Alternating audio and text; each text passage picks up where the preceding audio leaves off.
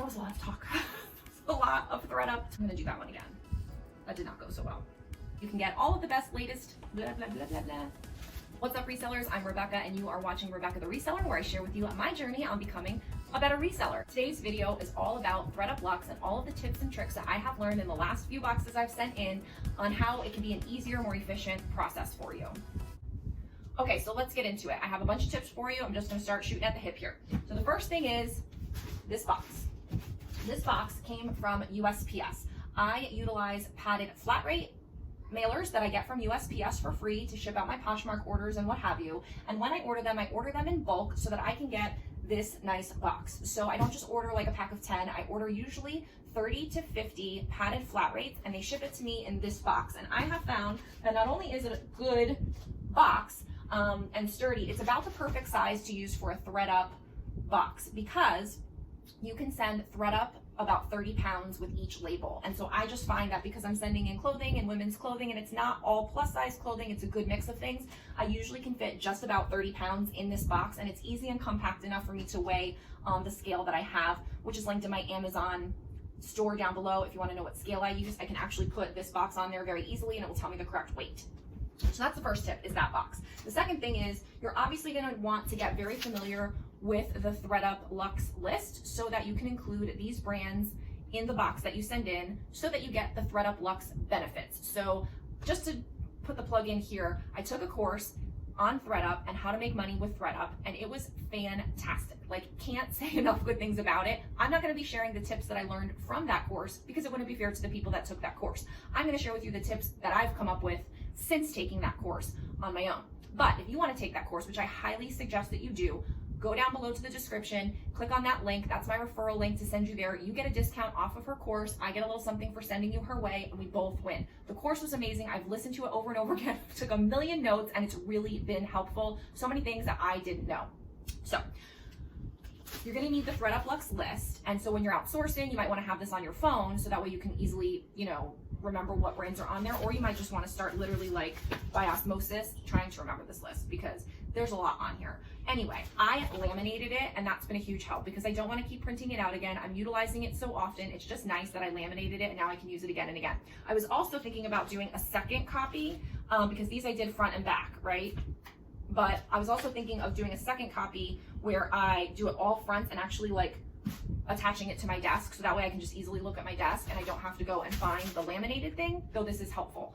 So those are two tips right there with the ThreadUp Luxe list. So a really efficient way to kind of start filling up the box that you're going to be sending into ThreadUp without it being like a whole major operation is this. When I come home from the thrift store, there's certain items that I'm going to hang up. There's certain items that I might take to the local consignment store. There's certain items I want to sell to ThreadUp. I'm just going to start throwing them in the box and collecting items over time. That way I'm not going back through over and over again items, wasting time. I'm going to just directly put them in the box. Ideally items that were not listed on Poshmark or any of the other platforms before, so that you're saving time, right? Like, I'd rather just send it to them and let them do the work instead of having to process it myself, take photos of it myself, utilize my supplies myself and my time, and then decide to send it to ThreadUp. I don't want to do that if I don't have to. I want to send it directly to them and see what happens first. So all of the unlisted items that I bring into the house or the reselling room or the storage unit, if I think I want to send it to ThreadUp, I throw it in the box as I go.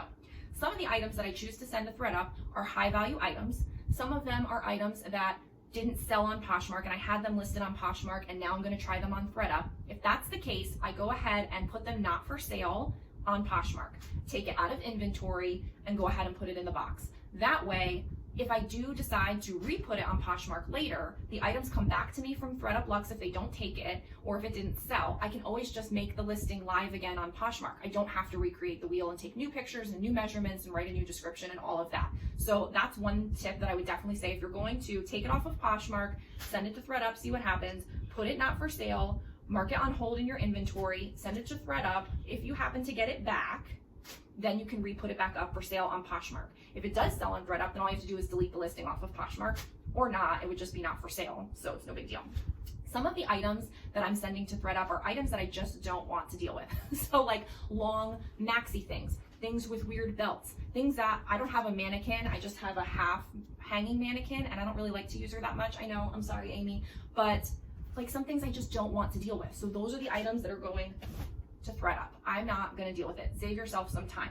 Items that you don't like taking measurements of, blazers. I don't want to take measurements of blazers. I've never been great at it. I haven't sold a lot of blazers. I know people do really well with blazers, but for some reason, it just doesn't work for me. Going to ThreadUp. An item that is a brand that is a thing, but just maybe isn't a thing on Poshmark. You know, there's certain brands that do well on Poshmark and then certain brands that don't. And I'm using Poshmark as my example because that's my main other platform right now. Obviously, the same would apply to eBay, Mercari, etc. You know, I've sold some Boston Proper things on Poshmark. It can do okay, but I'm gonna try it on ThreadUp and see what happens. Tracy Reese, that was a collaboration. So that's gonna go to ThreadUp as well, and we'll see what happens there.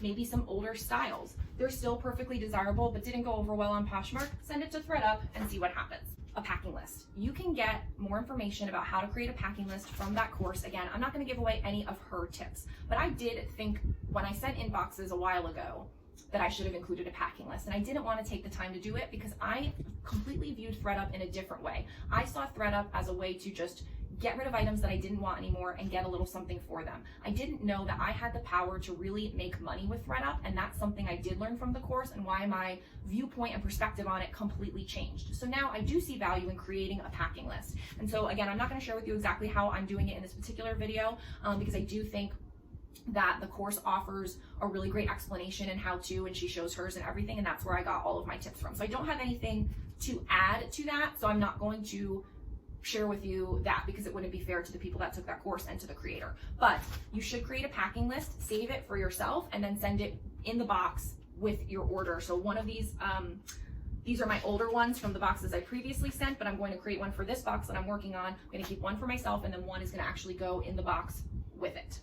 When you're getting ready to put together a box for ThreadUp, maybe it's all the way full, maybe it's halfway full, but one of the things that I'm doing is just taking a scroll through my Poshmark closet and seeing if there's any items that have been in there for a long time that I'm not interested in trying to see if they're gonna work on Poshmark anymore. Like items that maybe you would just redonate. Well, why don't you go ahead and send them into ThreadUp and see if you can get something for them there. Don't completely get down and out and discouraged on that item. Maybe it's just not on the right platform. Maybe the buyer just isn't into Poshmark. Maybe that buyer does like ThreadUp. There's just, you never know why an item will sell on one platform or another. So I say, get a ThreadUp Luxe box going, and every time you send one in, put 5 or 10 items from your Poshmark closet that you just aren't sure what to do with. You may want to keep them on Poshmark. You may want to see what happens with ThreadUp. You maybe were considering redonating them.